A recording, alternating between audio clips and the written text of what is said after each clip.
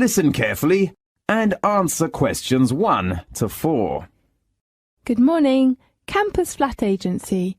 How can I help you? Good morning. I'm ringing to complain about problems with my flat's facilities.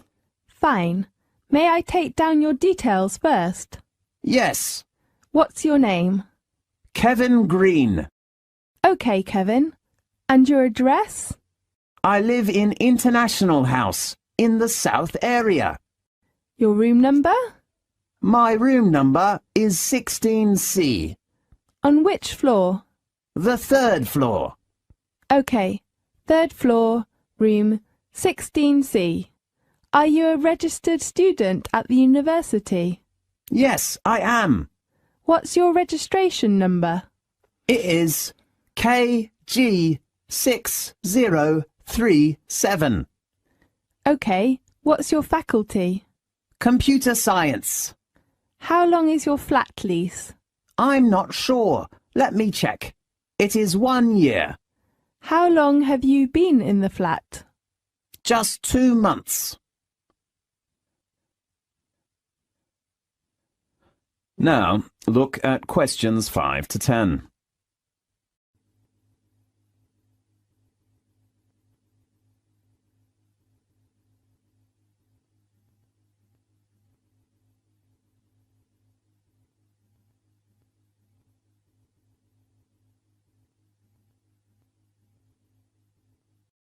Now listen carefully and answer questions 5 to 10.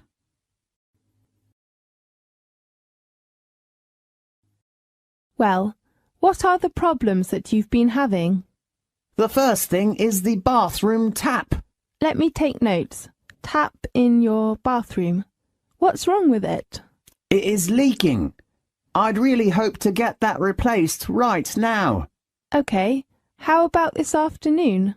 That's great. Anything else? The next one is the stove in the kitchen. What's the trouble with it? You know, the stove is not a new one when we moved into the flat. Yes. Does it work? No. The door of the stove is broken. OK. How about repairing it next week? Fine. And the last point is the problem of the TV set. What's the matter with the TV set? It had no sound from the day before yesterday. Fine. I do hope you can repair it as soon as possible.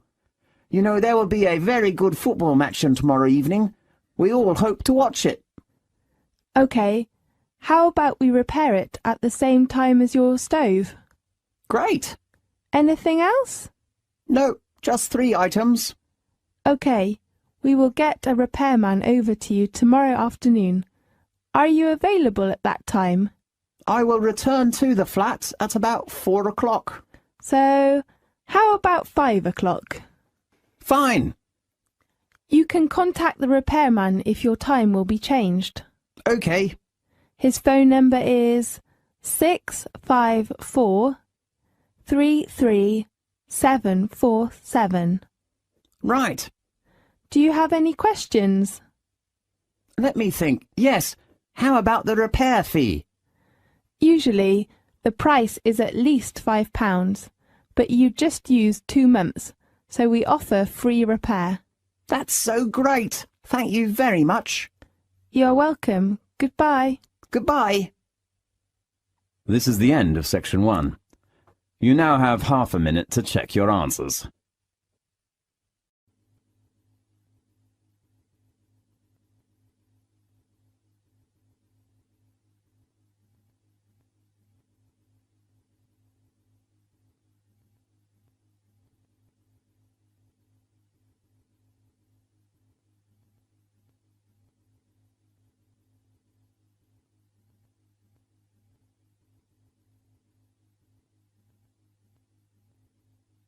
Now, turn to section 2.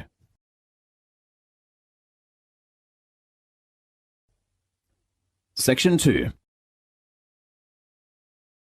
You will hear a lecture about a sports centre. First, you have some time to look at questions 11 to 15.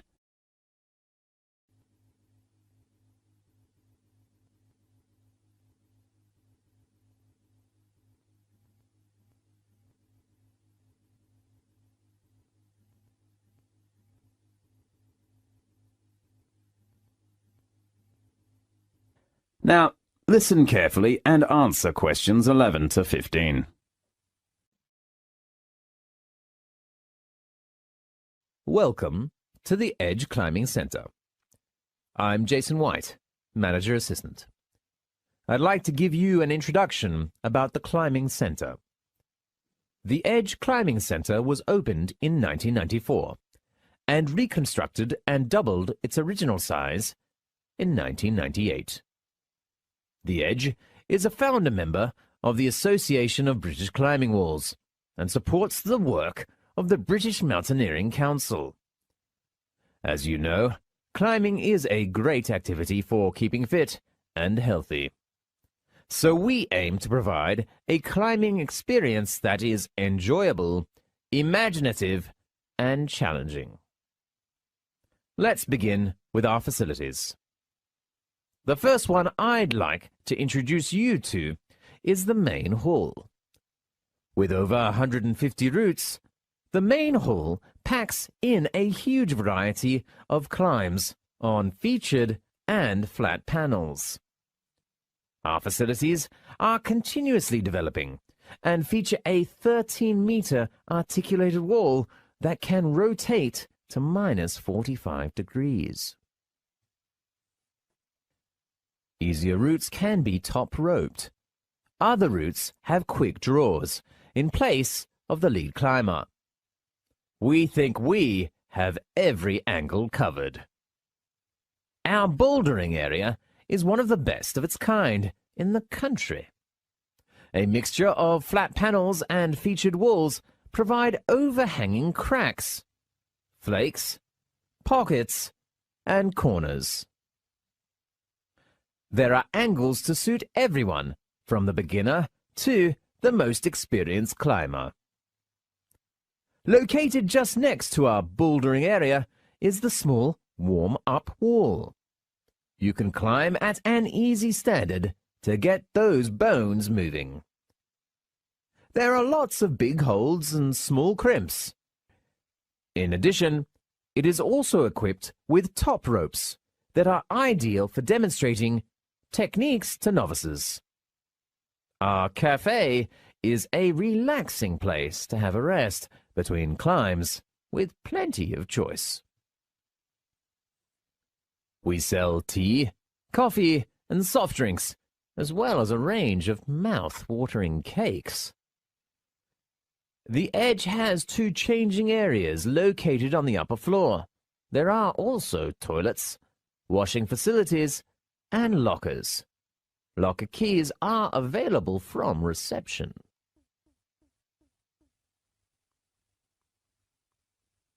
Now, look at questions 16 to 20.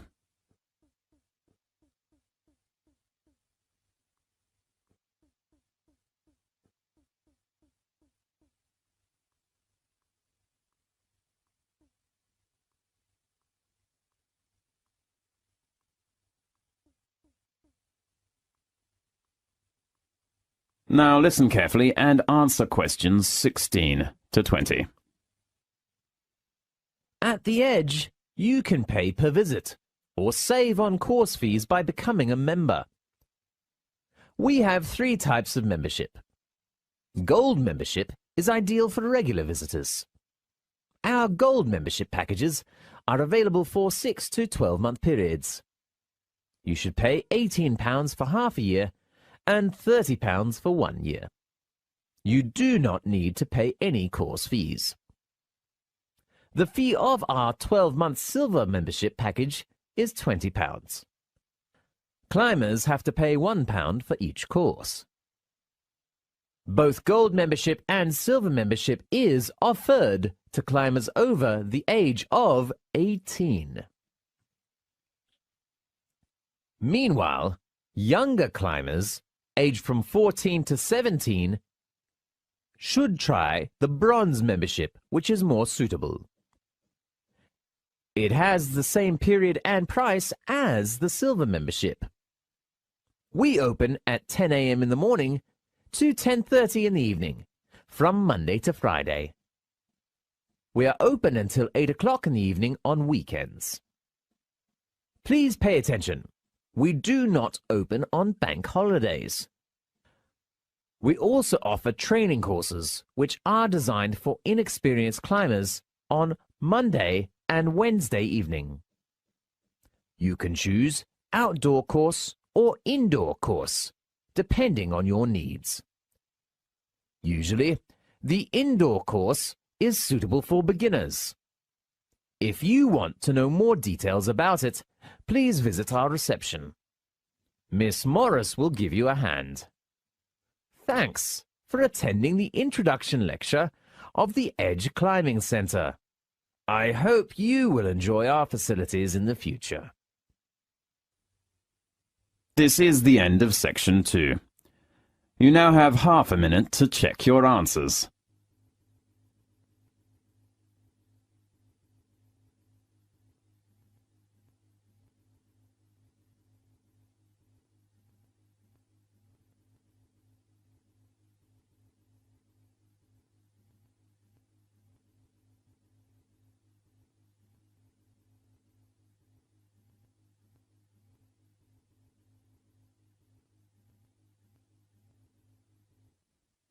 Now turn to section 3.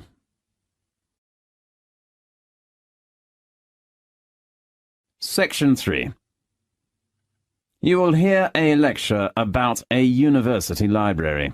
First, you have some time to look at questions 21 to 25.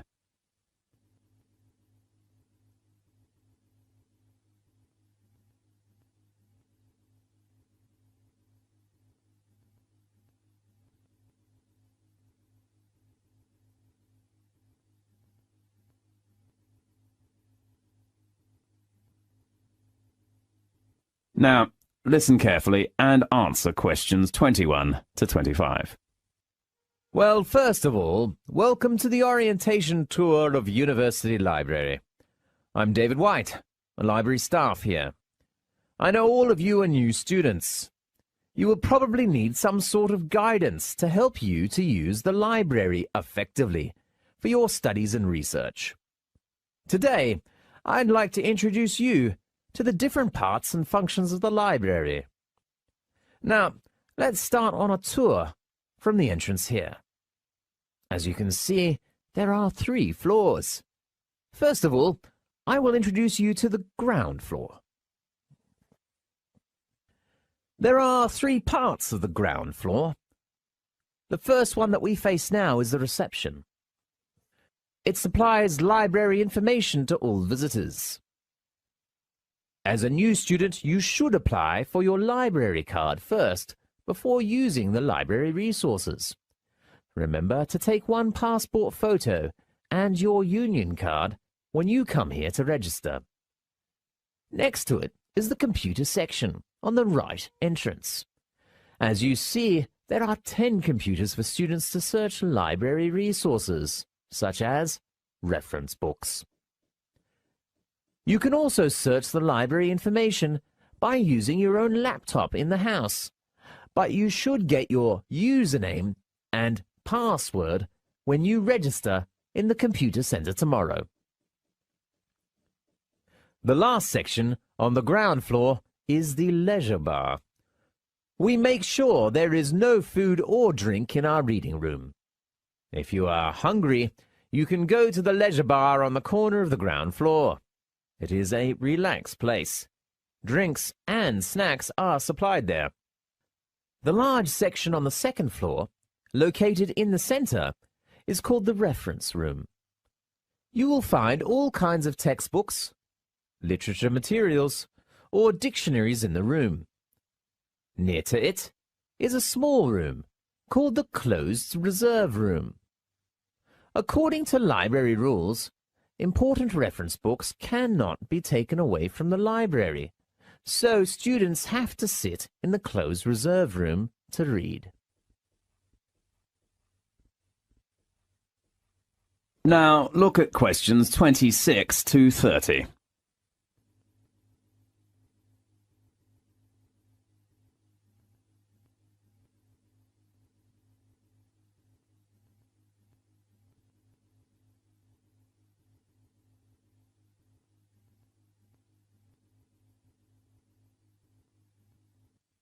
Now listen to the tape and answer the questions 26 to 30.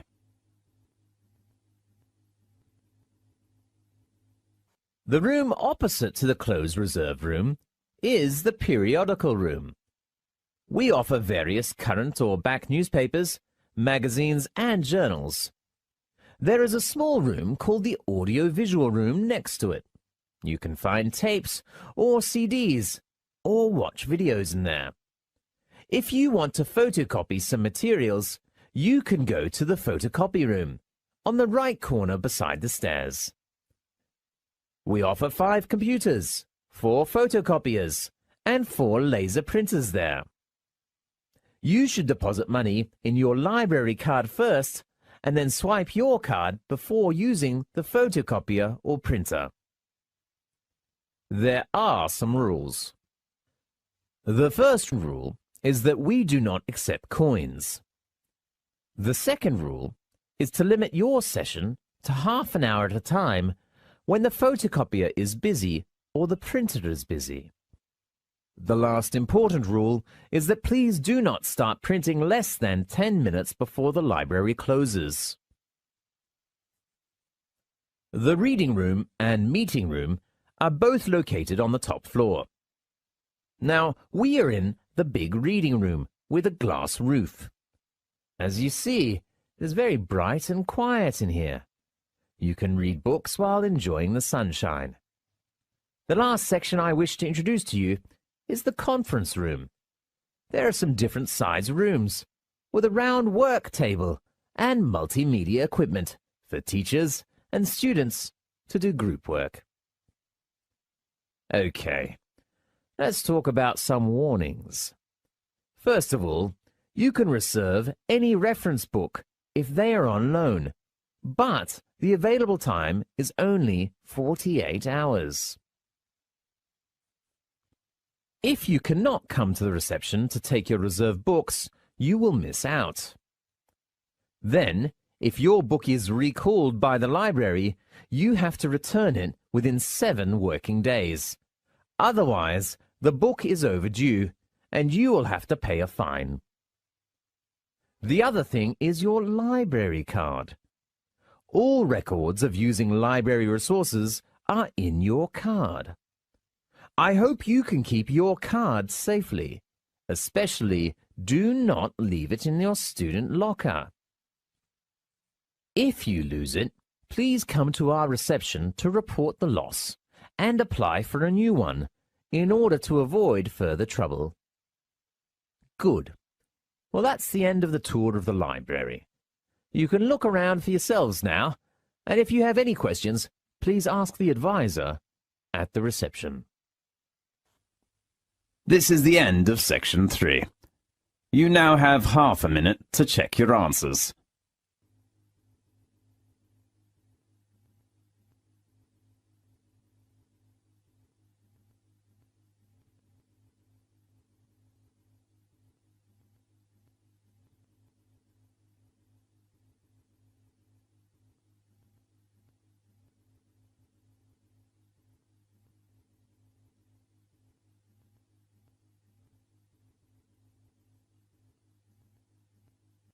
Now, turn to section 4.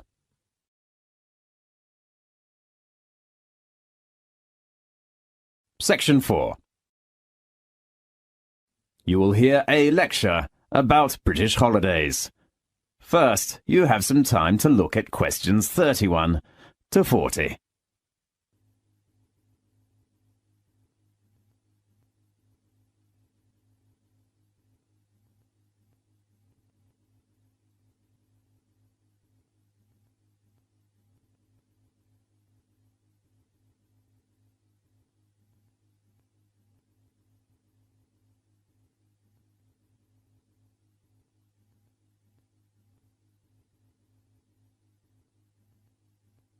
Now listen carefully and answer questions 31 to 40.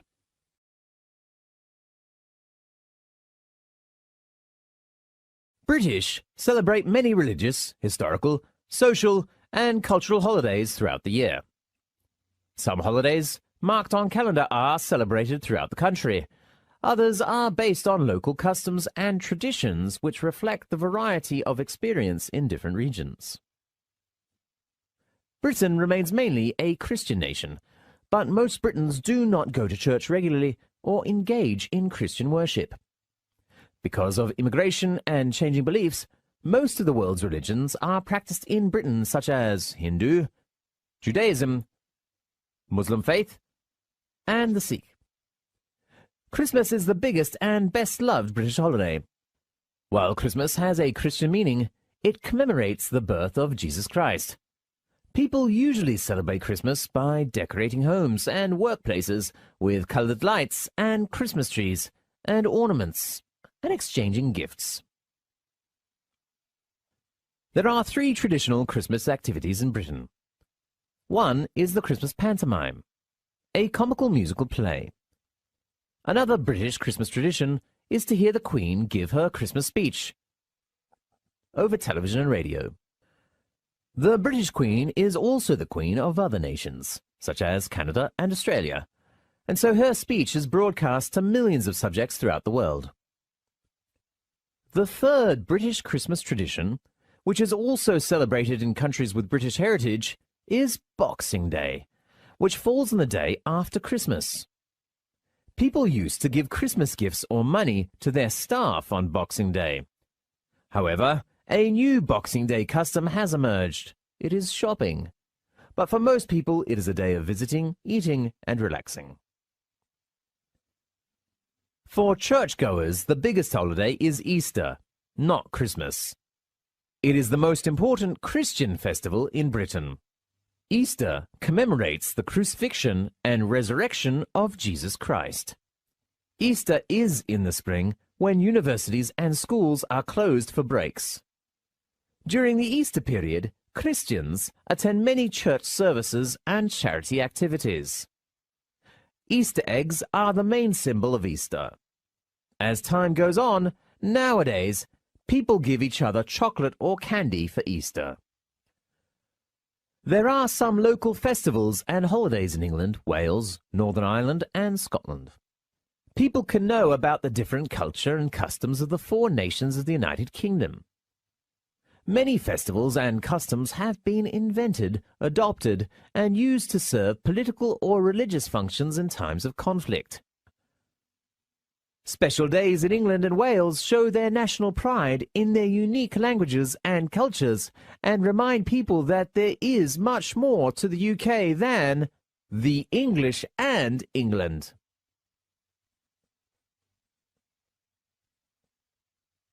One truly English holiday in England is called Bonfire Night, celebrated in early November. English people celebrate this event in the traditional way. Small children with a straw effigy called the Guy appear on British streets. They beg for money from passing adults. They buy lots of fireworks to set off on Bonfire Night. Most communities have public bonfires, where people gather to cook potatoes and sausages in the fire and watch fireworks performing. The biggest bonfires night celebration is held in the small medieval town of Lewes, where torchlight parades wind through the narrow streets.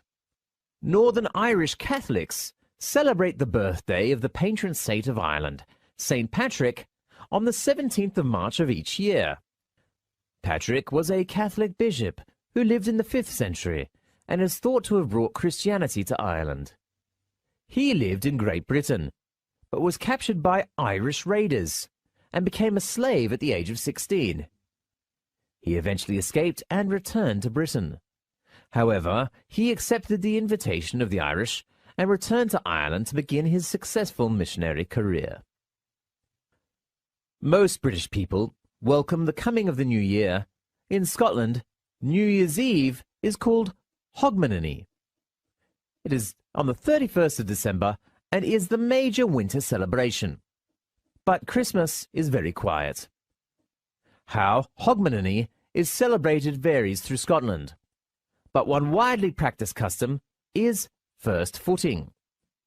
There is a superstitious belief that the first person to cross the threshold of a household in the new year can bring luck and prosperity. The appearance of a young, preferably dark-haired and handsome man is considered particularly lucky. First-footers usually bring a bottle of alcohol, a lump of coal, or a peat as a gift and given a dram of whiskey as their reward. Halloween, the 31st of October, is another Scottish festival that comes from the great feast of the pagan Celt. It is particularly connected to ghosts. At parties, people dress up in strange costumes and pretend that they are witches. They cut horrible faces in pumpkins and put a candle inside which shines through the eyes. Children dressed in white sheets knock on doors at Halloween and ask if you would like a trick-or-treat. Usually hosts give them something nice, such as coins or candy. Otherwise, they make lots of noise at the front door. Wales has some of the oldest and richest literary, musical, and poetic traditions in Europe. The most famous festival in Wales is the Eisteddfod. In each August, Welsh people hold a large Eisteddfod to remind people that Wales has had a very special cultural heritage. The highlight of the festival is to crown the two bards who have written the best poems of the festival. Nowadays, the Eisteddfod is the largest popular festival of music, making poetry and writing in Europe. The British calendar is full of holidays and festivals which show the different cultures and histories of the people who make up Britain. Such holidays and festivals not only remind people of how cultures change and influence each other, but also give people a chance to share in the rich cultural heritage of the United Kingdom. This is the end of section 4. You now have half a minute to check your answers.